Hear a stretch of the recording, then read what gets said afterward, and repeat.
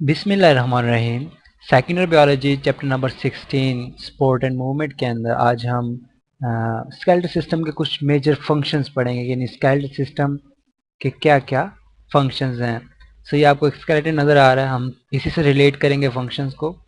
सबसे पहले तो आपको नज़र आ रहा है कि जी स्केलेटल सिस्टम सहारा देता है, ठीक है, इट गिव्स सपोर्ट। सो सबसे पहला फंक्शन क्या होगा, इट गिव्स स्पोर्ट। सही। और इसके अलावा आपको क्या नजर आ रहा है कि जाहिर बात आपको देखें तो इसमें दो बाजू और दो टांगे, यानी जो शेप है वो भी इससे मेंटेन हो रही है, इट गिव्स शेप। ठीक है, कि ये बॉडी को सपोर्ट भी दे रहा है, साथ शेप भी दे रहा है। सही। इसके अलावा अगर आप नोट करें, मसलन जो ये स्कल है, खोपड़ी, ये प्रोटेक्ट करती है ब्रेन को, इट प्रोटेक्ट ब्रेन। ठीक है, इसके अंदर दिमाग होता है जो कि बहुत नाजुक कह लें बॉडी ऑर्गन है। इसके अलावा जैसे रिब्स होते हैं, जो छाती की हड्डियां होती हैं, ठीक है, इट प्रोटेक्ट्स। ये क्या क्या प्रोटेक्ट करती है, बोला इसके अंदर क्या क्या होते हैं, लंग्स। ठीक है जी, लंग्स के अलावा हार्ट भी इसके अंदर होता है। यानी ये हार्ट को प्रोटेक्ट करती हैं इसकी हड्डियां। इसके अलावा वर्टिब्रल कॉलम के अंदर क्या होता है, बोला वर्टिब्रल कॉलम। वर्टिब्रल कॉलम क्या करता है, प्रोटेक्ट। यार कॉलम सही नहीं लिखा मैंने, वर्टिब्रल कॉलम। ठीक है, इट प्रोटेक्ट, किस चीज को ये प्रोटेक्ट करता है, स्पाइनल कॉर्ड। ठीक है, it will protect spinal cord. अगर हम देखें तो यानी ये सब वाइटल ऑर्गन्स हैं। ठीक है, वर्टिब्रल कॉलम जो स्पाइनल कॉर्ड को प्रोटेक्ट कर रहा है, लंग्स, हार्ट, और ये जो कह लें कि जो स्कल है ये ब्रेन को प्रोटेक्ट कर रही है। सही। So this are all vital organs, यानी ये बड़े इंपॉर्टेंट है हमारी बॉडी के लिए। एक किस्म की ये क्या प्रोवाइड कर रहा है, प्रोटेक्शन प्रोवाइड कर रहा है। So it is also a part time protector. ठीक है, यानी इट गिव्स प्रोटेक्शन, यानी यहाँ से हम क्या नतीजा निकालेंगे, इट गिव्स प्रोटेक्शन। सही। Support, shape, and third one हमारे पास क्या आ गया, प्रोटेक्शन। इसके अलावा आपको नजर आ रही है यहाँ पे ज्वाइंट्स हैं।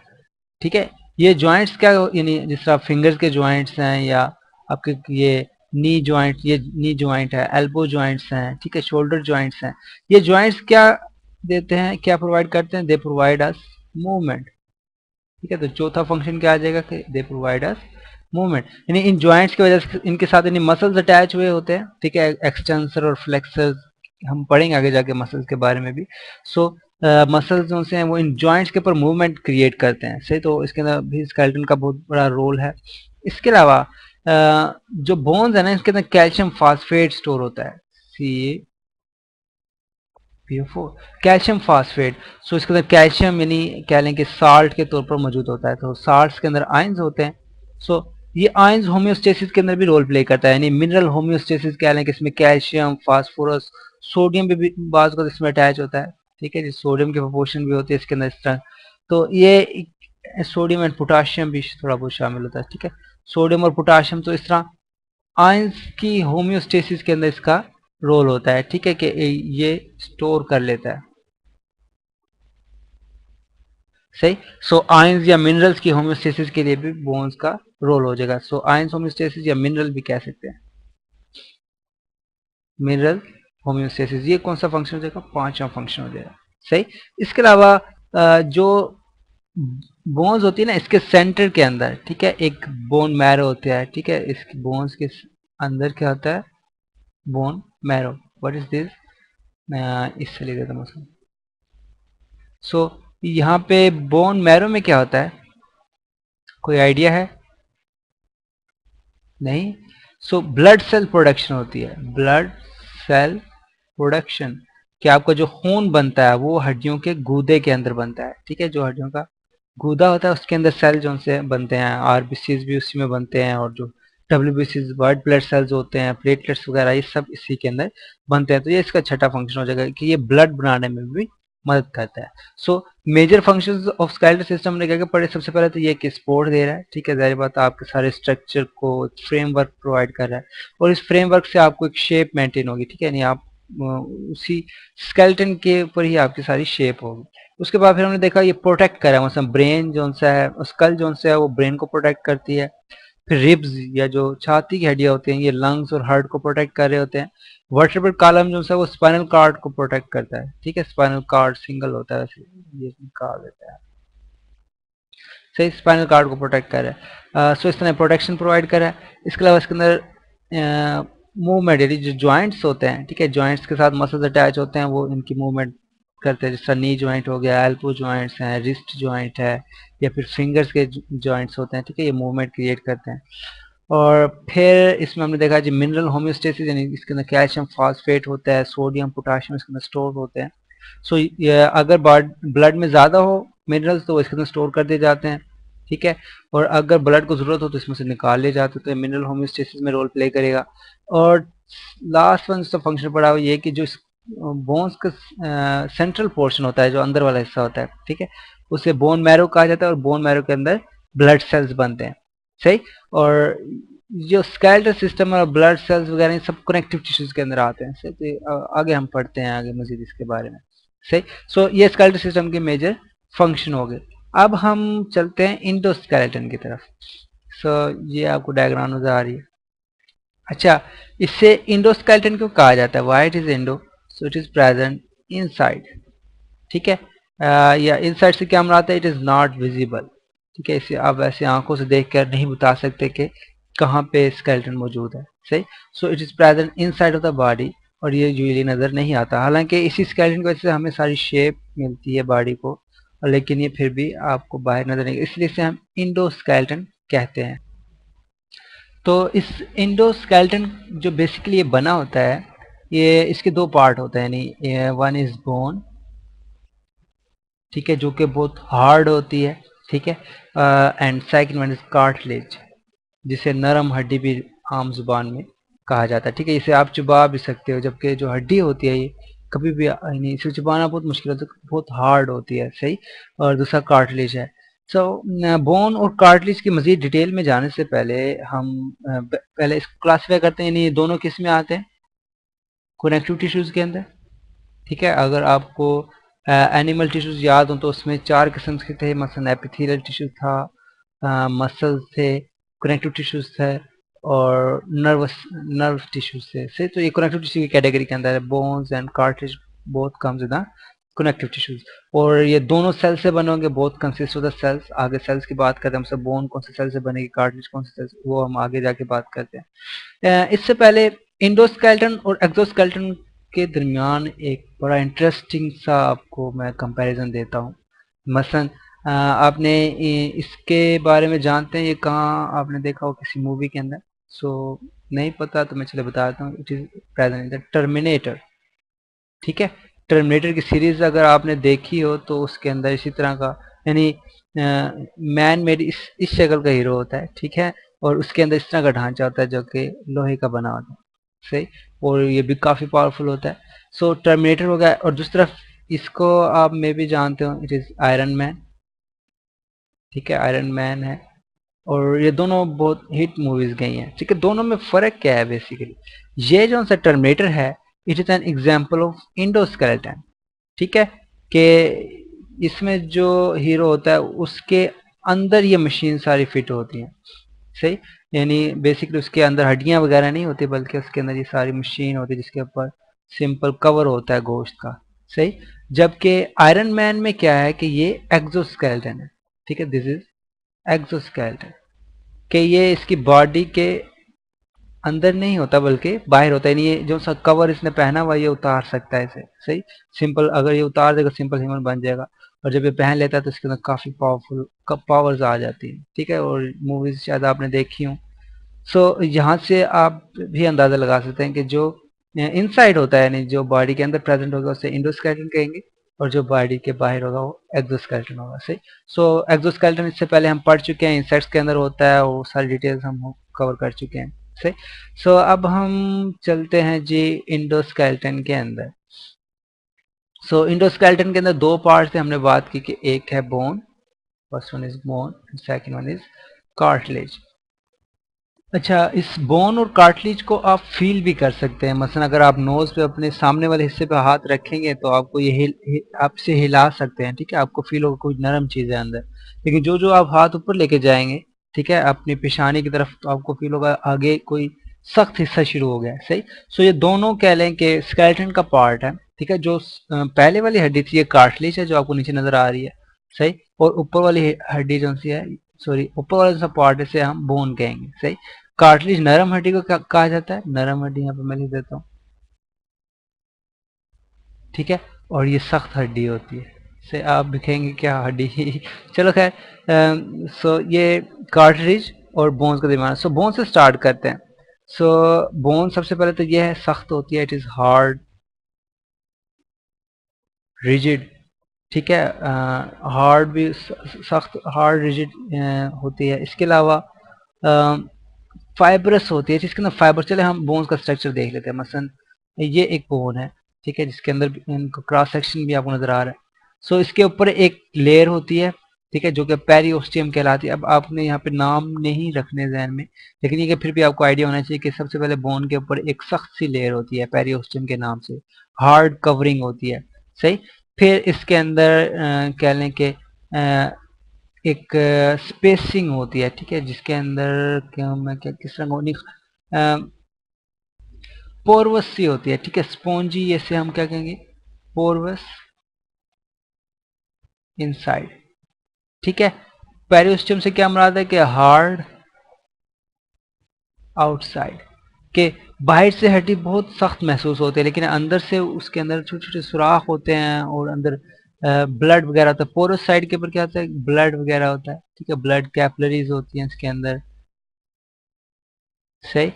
ब्लड सेल्स बनते हैं इसके अंदर, ब्लड सेल्स प्रोडक्शन होती है इसके अंदर, ठीक है। खास तौर पर जो हड्डी का दरमियान वाला हिस्सा जिसे हम येलो मैरो कहते हैं, ठीक है, जैसे बोन मैरो कहा कहेंगे हम, बोन मैरो, ये स्पेशलाइज्ड होता है ब्लड सेल प्रोडक्शन के अंदर, ठीक है, सबसे ज्यादा ये ब्लड सेल प्रोड्यूस करता है, ठीक है, प्रोडक्शन करते हैं पूरा, यानी ये ब्लड सेल प्रोडक्टिंग यूनिट है, यहाँ पे ब्लड सेल्स बनते हैं। सो जो बोन्स हैं वो बाहर से बहुत सख्त होती हैं, ठीक है, आउटर कवरिंग बहुत हार्ड होती है, हार्ड आउटसाइड, फिर अंदर वो पोरस हो जाते हैं, ठीक है, के अंदर छोटे छोटे सुराख होते हैं जिसके अंदर कैपिलरीज होती हैं और ब्लड सेल्स बनते हैं, ठीक है, इसे हम स्पोंजी बोन कहते हैं, ठीक है। इस स्पोंजी से क्या मतलब है कि इसके अंदर छोटे छोटे सुराख होते हैं, जिस तरह छोटे छोटे सुराख से मतलब जिस तरह अंदर से खोखला, खोखला तो नहीं कहेंगे लेकिन छोटे छोटे अंदर सुराख होते हैं। आपने में भी फील किया हो कभी हड्डी कटी हुई देखें अगर आप, ठीक है, जैसा कुर्बानी में अक्सर काटे जाते हैं पाए शायद, तो उसके अंदर आप देखेंगे जो बाहर वाला हिस्सा होता है बहुत मजबूत होता है, सख्त होता है, और अंदर जो सा इस तरह छोटे छोटे सुराख होते हैं। और दूसरा, इस हड्डी को बनाने के लिए कोलेजन फाइबर्स बहुत रिक्वायर्ड होते हैं, ठीक है, यानी कोलेजन फाइबर्स। अब कोलेजन फाइबर्स यहाँ क्या है कि ये कह लें कि एक प्रोटीन्स होते हैं जिनके साथ कैल्शियम फास्फेट होता है। सो कोलेजन फाइबर्स के साथ क्या होगा, कैल्शियम फास्फेट, ठीक है। यानी कोलेजन को मजीद मजबूत करने के लिए कैल्शियम फास्फेट भी इसके अंदर इम्प्रेगनेटेड होता है, ठीक है, इसके अंदर मौजूद होता है जो कोलेजन फाइबर्स को मजीद मजबूत कर देता है। सही। सो ये बेसिक कह लें कि इसकी स्ट्रक्चर के अंदर जो है वो कैल्शियम फास्फेट और कोलेजन फाइबर्स होते हैं। कोलेजन जो कि प्रोटीन्स हैं, प्रोटीन्स की फाइबर्स होती है। सो इस तरह इनकी बोन्स का स्ट्रक्चर बनता है। सही।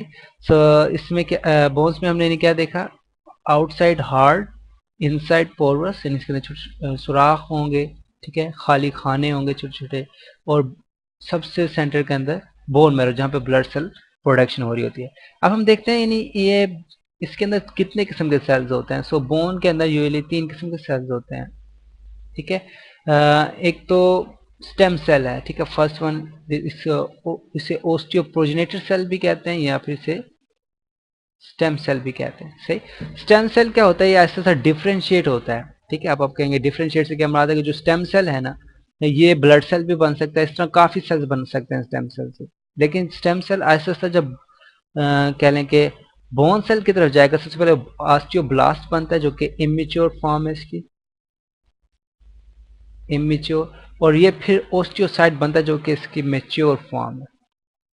सही। सो बोन सेल्स में सबसे पहले ओस्टियोप्रोजेनेटर सेल जिसे हम स्टेम सेल कहेंगे, वो फिर इमेच्योर कह लेंगे बोन सेल्स के अंदर कन्वर्ट होगा, और इमेच्योर बोन सेल फिर आगे मैच्योर होगा। ठीक है, उसके अंदर चैनल्स बनेंगे और कोलेजन फाइबर्स उसके अंदर डिपॉजिट होंगे और कैल्शियम फास्फेट आके इसके अंदर डिपॉजिट होगा, फिर आहिस्ता आहिस्ता ये मेच्योर सेल कहलाएगा। ठीक है, और ये बोन बनाता है।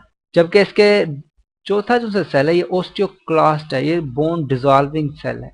ठीक है, ये तीनों थे बोन फॉर्मेशन सेल्स। ठीक है, ये बोन की फॉर्मेशन कर रहे थे, बोन को बना रहे थे, फॉर्मेशन सेल्स। जबकि ओस्टियोक्लास्ट जो है, ओस्टियोक्लास्ट ये बोन को डिजॉल्व करता है, बोन डिजॉल्विंग सेल है। ठीक है, कि बोन को क्या लेंगे, खाता है। जिस तरह मसलन अगर बॉडी के अंदर बहुत ज़्यादा कैल्शियम की कमी हो जाए, ठीक है, खून में कैल्शियम की कमी हो जाए, तो फिर क्या ओस्टियोक्लास्ट आता है और फिर वो बोन को तोड़ता है, उसमें से कैल्शियम निकालता है। ठीक है, सो यानी इस तरह बोन्स के अंदर ये चार किस्म के सेल्स होते हैं, जिसमें तीन जो से बोन्स बनाने वाले हैं, जिसमें ओस्टियोप्रोजेनेटर सेल, ओस्टियोब्लास्ट और ओस्टियोसाइट है। ठीक है, और दूसरा एक ओस्टियोक्लास्ट सेल है जो कि बोन डिजॉल्विंग सेल है, यानी बोन को डाइजेस्ट करता है। इसके अलावा आपको मे भी मालूम हो कि जब बच्चा पैदा होता है तो उसके अंदर तकरीबन 270 बोन्स होते हैं। ठीक है, 270 bones in child at birth. Sorry, so 270 bones in child at birth, और फिर आहिस्ता आहिस्ता 270 जो है वो कन्वर्ट हो जाता है 206 के अंदर। सिंपल, 206 बोन्स रह जाती है। सो बेसिकली होता है क्या कि वो जो 270 बोन्स होती है उसमें बहुत सी बोन्स लैदा होती हैं जिसके दरमियान कार्टिलेज होता है। फिर आहिस्ता आहिस्ता उसको ओस्टियोक्लास्ट की एक्टिविटी के जरिए, ओस्टियोक्लास्ट की एक्टिविटी होती है जो बोन को डिजॉल्व करती है, फिर बोन्स दोबारा सिरे से बनती है। ठीक है, खासतौर पर कार्टिलेज को ये खत्म करती है और आहिस्ता आहिस्ता बोन्स जो हैं वो बड़ी बोन्स बनती हैं। ठीक है, सो ये वहाँ पे भी यूज होता है, मसलन कार्टिलेज को डिजॉल्व करना, जो कि अर्ली फेजेज यानी जब कह लें कि बच्चा पैदा होता है और उसके बाद से लेकर जब तक उसकी बोन्स मुकम्मल हो जाती हैं। ठीक है, 206 बोन्स की कैटेगरी में आ जाता है वो। सही, अडल्ट की 206 बोन्स होती हैं। सही। सो ये तो हो गया बोन्स के मुतालिक। अब हम आते हैं कार्टिलेज पे। कार्टिलेज जो से है, सबसे पहले इसे हम कहेंगे what is cartilage, it is soft bone. ठीक है, कंपेरेटिवली ये सॉफ्ट होती है देन बोन्स। सो इसे सिंपल सॉफ्ट बोन कहा जाता है, जिसे आप अपने नाक में और अपने कान में फील भी कर सकते हैं। मसलन नाक जो है और कान इसे आप हिला सकते हो क्योंकि इसके अंदर कार्टिलेज है।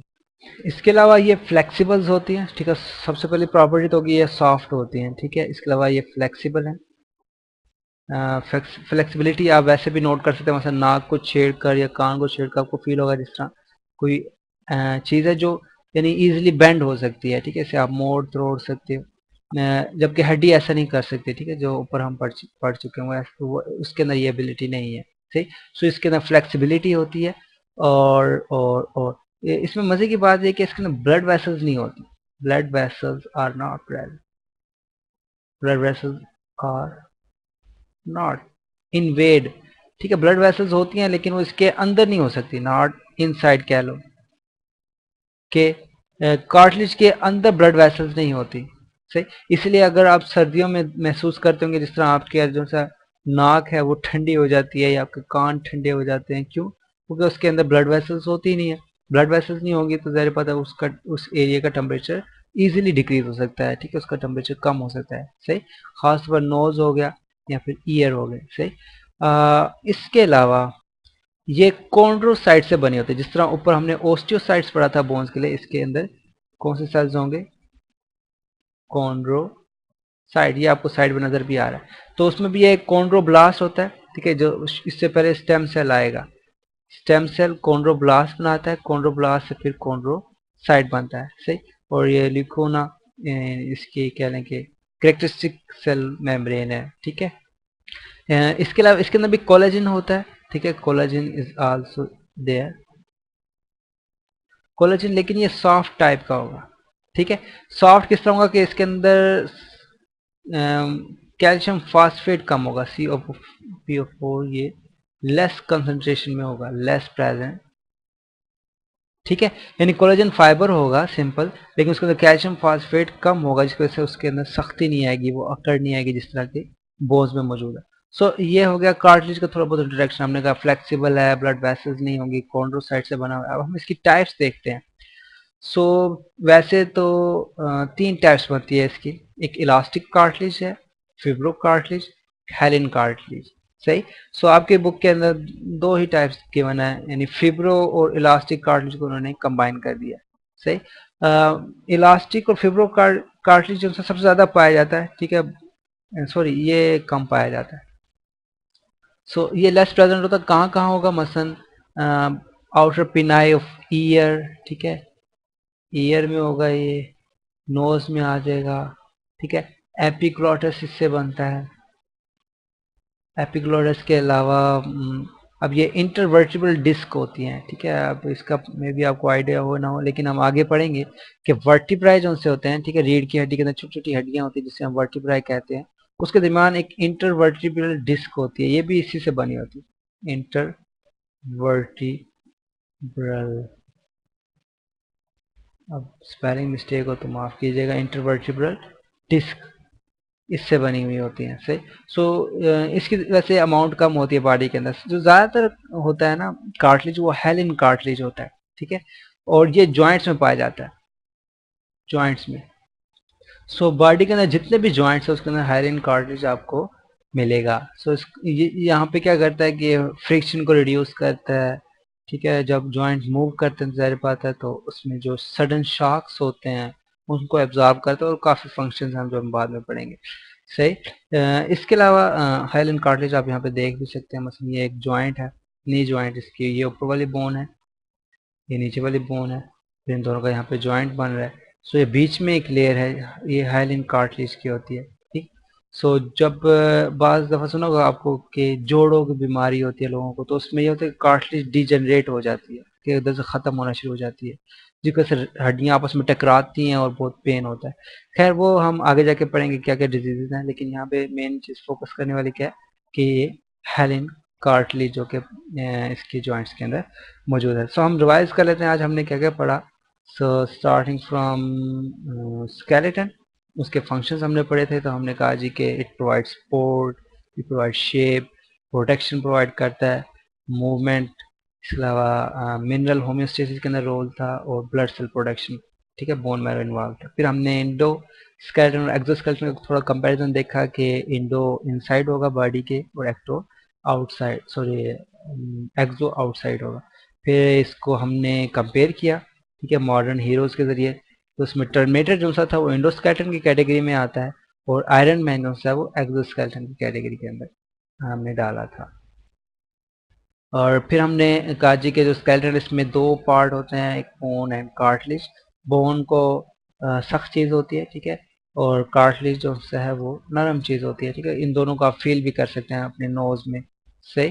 फिर हमने बोन से स्टार्ट किया, तो बोन्स में हमने कहा जी तीन बेसिक पार्ट्स हैं यहाँ पे बोन, सही। इसके अंदर एक इनसाइड ये पोरस होगा, आउटसाइड ये हार्ड होगा, और एक बीच में खोखलापन कह लेंगे बोन मैरो होगा, सही। पोरस इनसाइड क्यों होता है, क्योंकि उसके अंदर ब्लड कैपिलरीज होती हैं और वहाँ पे ब्लड सेल्स बनते हैं। और बाहर से ये हार्ड होता है क्योंकि इसके ऊपर एक ऐसी लेयर होती है जिसे हम पेरिओस्टियम कहते हैं, ठीक है, वो उसके अंदर बहुत ज़्यादा साल्ट डेपोजिशन होती है, कैलोजन फाइबर्स होते हैं, और साथ कैल्शियम फास्फेट काफ़ी जमा हो चुका होता है, ठीक है। इसके अलावा यहाँ पे जो ओस्टियोसाइट्स होते हैं वो काफ़ी क्लोज पैकिंग के अंदर होते हैं, ठीक है, इन्हें एक दूसरे के साथ जुड़े हुए होते हैं, जिस वजह से कोई बीच में गैप नहीं छोड़ते। और इसके अलावा अंदर बोन मैरो खोखला, जिसे हम कहेंगे खोखला, हड्डी का अंदर वाला खोखला हिस्सा, और ये ब्लड सेल प्रोड्यूस करते हैं, ठीक है। और ये आप देख भी सकते हैं, पाए अगर कोई खाता हो तो ये इजीली पहचान सकता है इससे, सही। और फिर हमने बोन सेल्स पढ़े, तो तीन किस्म के सेल्स से बोन जो कि बनते हैं, जिससे एक ओस्टियोप्रोजेनेटर सेल जिसे स्टेम सेल कहा था, ये ओस्टियोब्लास्ट में कन्वर्ट होता है, फिर ये ओस्टियोसाइट बनाता है जो कि मेच्योर सेल है। जबकि बोन डिजॉल्विंग सेल ओस्टियोक्लास्ट जो कि बोन को डिजॉल्व करता है। फॉर एग्जांपल अर्ली स्टेजेस के अंदर जब चाइल्ड बर्थ में होता है तो उसकी 270 हड्डियां होती हैं, ठीक है, जिन्हें आपस में जोड़ने के लिए और बीच में से कार्टिलेज रिमूव किया जाता है, वो उसके लिए ऑस्टियोक्लास्ट की जरूरत पड़ती है। ऑस्टियोक्लास्ट वहाँ पे फंक्शन प्ले करता है। कार्टिलेज पे आए फिर हमने कहा जी ये बोन्स के मुकाबले में सॉफ्ट होता है, so it is soft bone. Flexible होता है, बोन जबकि फ्लेक्सिबल नहीं होती, और इसके अंदर ब्लड वेसल्स नहीं होती। जिस तरह बोन्स के अंदर पोरस था ना हिस्सा, पार्ट जहाँ पे ब्लड वेसल्स मौजूद थी, इसमें ब्लड वेसल्स नहीं होती। और इसके अंदर कैल्शियम फास्फेट कम मौजूद होता है। और कॉन्ड्रोसाइट सेल्स होते हैं जो इसके बोन को बनाएंगे। वहाँ पे ओस्टियोसाइट्स था, यहाँ पे कॉन्ड्रोसाइट्स है। और कोलेजन जो है यहाँ पे सॉफ्ट होता है, ठीक है, इसके अंदर इतनी ज़्यादा कैल्शियम फास्फेट नहीं होता कि ये हार्ड हो जिस तरह बोन में होता है। फिर हमने इसकी टाइप्स देखी था, दो टाइप्स हैं, फिब्रो कार्टिलेज और हेलन कार्टिलेज। और फिब्रो कार्टिलेज हमने देखा कहाँ पे मौजूद होता है, ear, nose, epiglottis, intervertebral disc उसके अंदर मौजूद होगा। जबकि हाइलिन कार्टिलेज आपके हर जॉइंट्स में होता है, ठीक है, जो भी मूवेबल जॉइंट्स उसके अंदर हाइलिन कार्टिलेज आपको नजर आएगा। फिर हमने इसकी एग्जांपल भी देखी, मतलब ये दो बोन्स हैं, ये आपस में जोड़ी हैं, बीच में हाइलिन कार्टिलेज है। कार्टिलेज जब डिजनरेट होता है तो जोड़ों की बीमारी स्टार्ट होती है। सो फिर कल हम ह्यूमन स्केलेटन को डिटेल से पढ़ेंगे। आज का लेक्चर यहीं तक।